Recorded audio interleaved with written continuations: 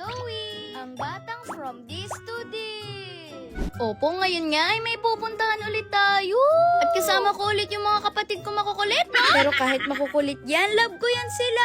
At ito nga, sumakay na kami sa sasakyan namin. Napaka-gentleman naman ng kapatid ko si Zayu. Sana lang ganyan ka araw-araw.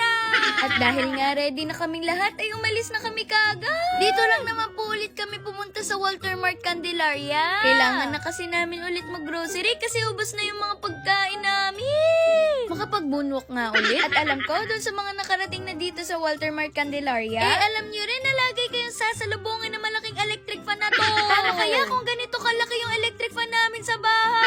Siguro hindi na lang kami mag-e-aircon, no? At dahil nga po, hindi pa kami naglalunch, napagkasunduan namin na kumain na lang muna.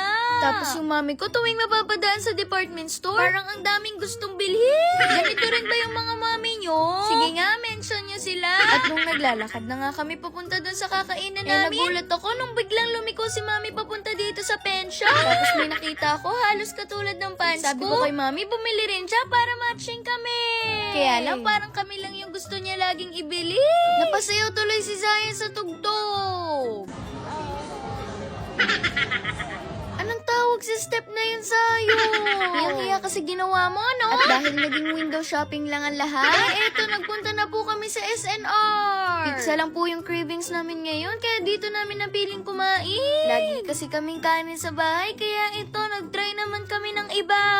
Hala, tuwang-tuwa na naman si Bunso. At syempre, ako rin tuwang-tuwa kasi matitikman ko na naman yung paborito ko.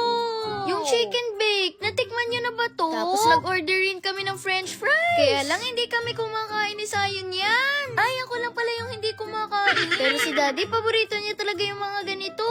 At syempre, sinubukan ko na rin si Bunso dyan. Sarap. Tapos ito na, dumating na rin yung mga in-order naming pizza. At syempre, pati na rin yung paborito ni Daddyng pasta. Pero si Mami yung first bite. Pero tinikman lang daw muna ni Mami para daw masigurado niya na safe si Daddy. Wow, tinaig mo pa yung bodyguard, Mami, ah. Aba, talagang may taga-subo pa. Ikaw na talaga, Daddy.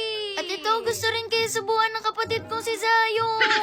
Tapos meron din ako nakitang cute na kambal. Nakakatuwa kasi nakilala nila ako. Shoutout sa inyong dalawa. Ay, naku, masaya na naman yung Brooks Fam. Pagkatapos nga po namin kumain ay ito. Papunta na po kami sa grocery. Siyempre, hindi kompleto pag walang kulitan. Pero sabi ni Mami, daan daw muna kami ng saglit dito sa Mr. DIY. Bumili kasi si Mami nito para sa CR namin. Para maging organized na talaga yung mga shampoo namin, no? Tapos naghahanap nga po pala ako dyan ng ipabibili kay Mami. At naalala ko, wala pa nga pala akong highlighter. Kaya ito, masaya na naman yung bata. At ngayon ko lang nalaman na joker rin pala si Mami. Ang saya pag nagjo-joke yung mga Mami natin, no? Kasi sanay tayo na lagi nila tayo napapagalitan. Ay naku, pupunta na talaga tayo sa grocery. At dahil may mga binili kami, kailangan daw namin ihabilin si Zayo. Ay hindi pala yung mga binili pala namin.